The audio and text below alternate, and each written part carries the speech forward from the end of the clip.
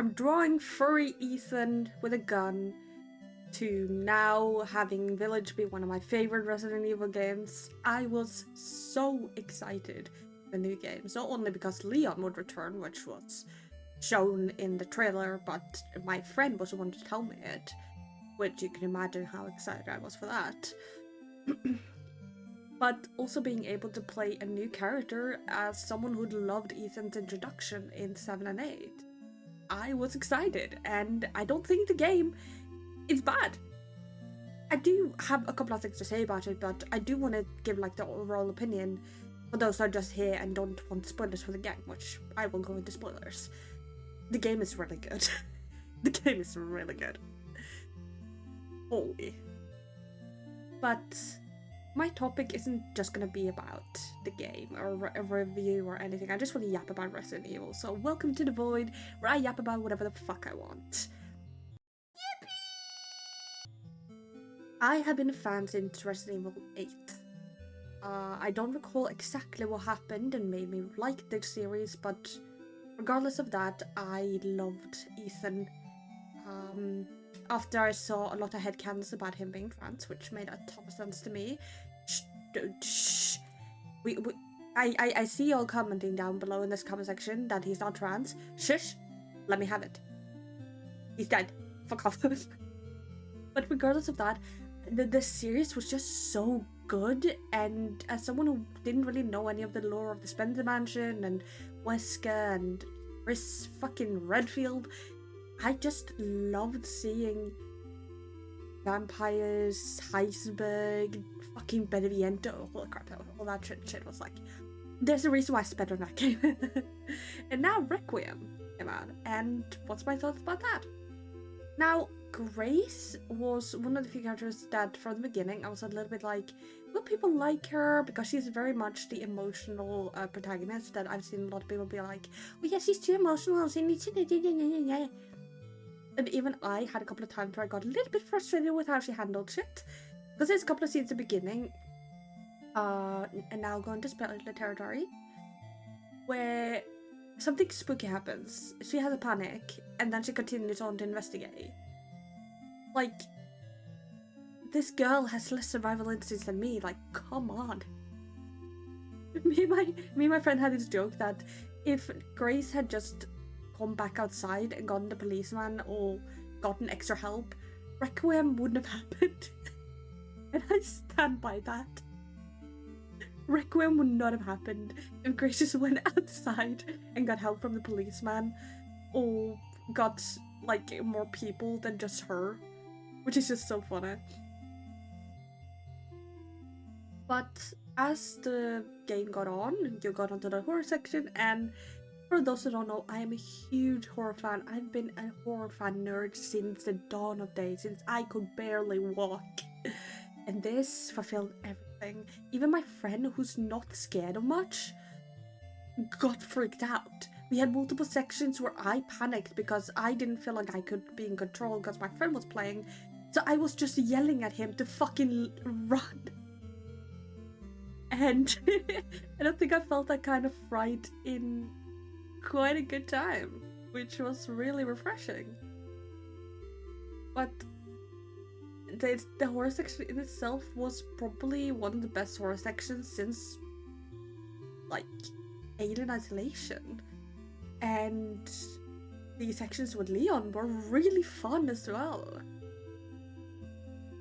I think generally just like it was so cool. It was so fucking cool, not only seeing Leon be back with his sassy dumbass remarks, thank god we didn't get Resident 6 Leon, but also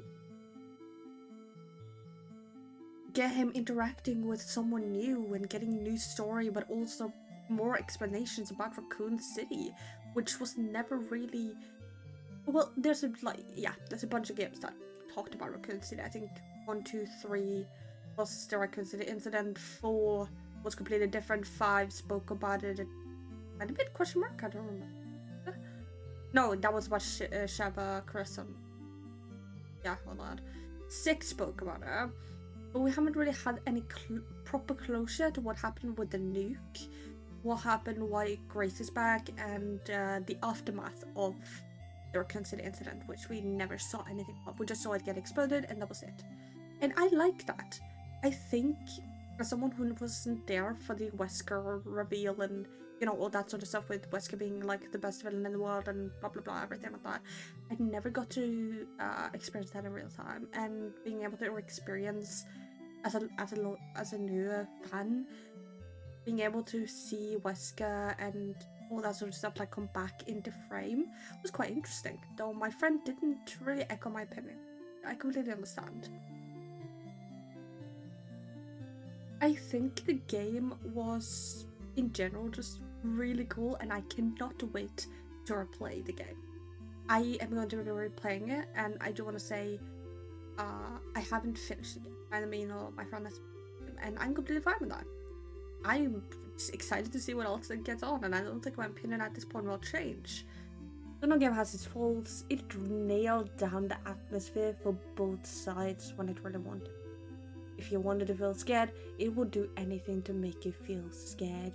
The horror sections with the grandma, whatever her name is, was amazing, and the sections, though I felt like they kind of hopped a little bit between action and horror and tried to be as good, was amazing when it needed to be.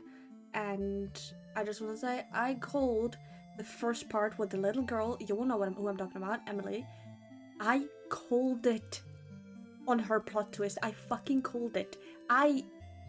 When the part where Grace finds Emily and like they go out and they're in this like big building and you've just beaten the grandma, I called it and I screamed so loud. But now onto the things that I disliked. I usually don't try and talk about the things I dislike in this about a game, but I felt like critique would be appropriate for this. The one thing that I felt, and my friend echoed his opinion on, was that it kind of feels like they don't know what they're going for. In Resident 6, there were a bunch of different campaigns that had a different theme. One was survival horror, one was action-based. We had Ada was action-based, I guess, I don't recall completely. And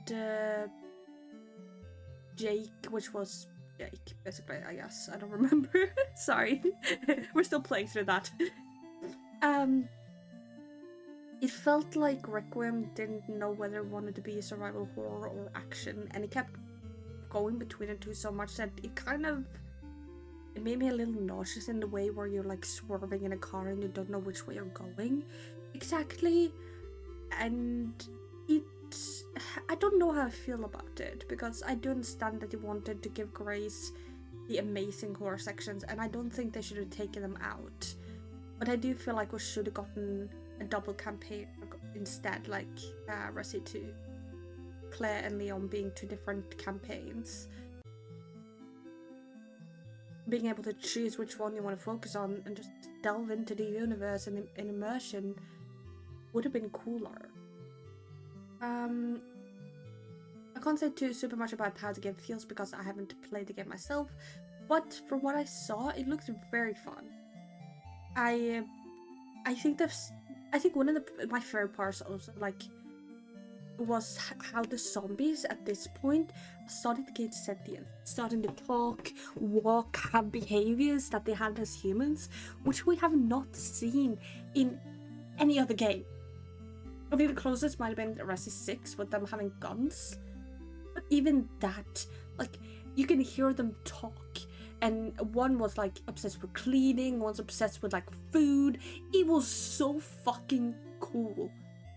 And it blew my mind. I think the mansion section with them, just like you're walking around and hear like moaning about cleaning or being quiet, and you just see a zombie coming towards you. That was so fucking cool. It was so cool. And I genuinely hope that returns later on.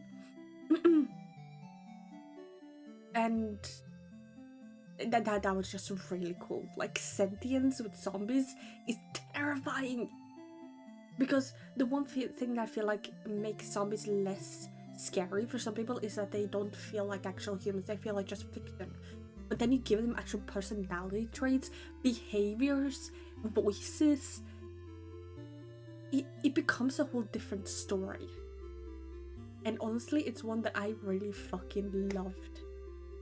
Grace was a really fun protagonist for the horror sections, and though I did get kind of frustrated with her because it felt like she didn't do the choices I would have thought someone with the FBI grade level like training would have done, but I guess she did have a lot of anxiety and it was a traumatic event, so I do understand that. Leon was amazing. Love Leon. He is my favorite aside from Ethan. And I cannot wait to see more of Leon coming back. And I hope I haven't played the end of it, and I hope he doesn't. Please don't let him die. If he dies, I'm gonna cry. I'm gonna cry so. If you like this little yap session, let me know down in the comments down below. If you like zombies, let me know. And if you have any questions, let me. And have a good day.